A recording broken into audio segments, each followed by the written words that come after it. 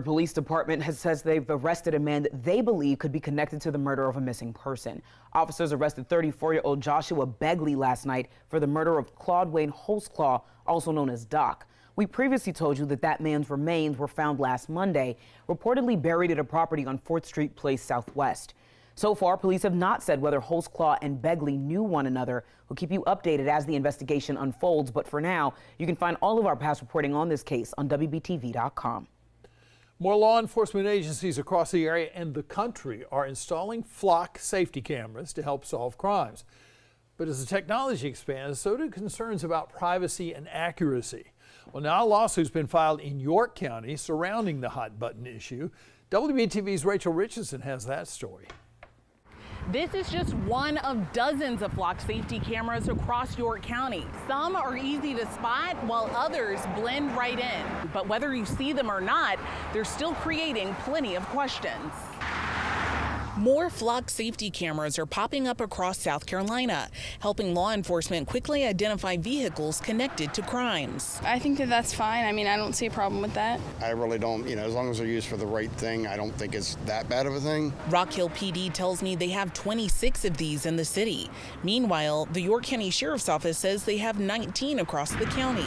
They recently shared this video addressing concerns about the cameras and how they're used. That we use when we have a crime that has just occurred. Sheriff Tony Breeden says that more than 250 cases, including homicides, assaults, and burglaries, were solved over the last year thanks to this tech. Some people believe you give up some privacy on the roads, while others worry about the constant monitoring. I think if you have a driver's license and you are on the road, then you always give up some sense of privacy, but it protects the rest of us. It's just eyes on us, kind of a big brother vibe, looking at us all the time. Another concern is what happens when the tech gets it wrong. A York County man is suing after an incident a couple of years ago when court records say deputies held him at gunpoint because of a flock camera alert incorrectly suggesting the vehicle he was in was stolen. Records say deputies eventually found it wasn't.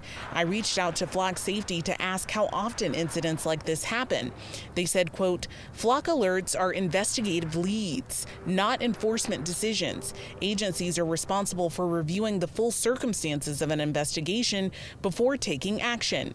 For some, the cameras are valuable. Others say they'd like to see stronger safeguards on how they're used. And I think cameras are a deterrent for sure. I've never done anything wrong. I'm not drinking and driving. I'm not doing traffic laws, but the fact that someone knows where I am all the time is a little worrying for me. I asked the York County Sheriff's Office about this lawsuit, and they said that they cannot comment at this time.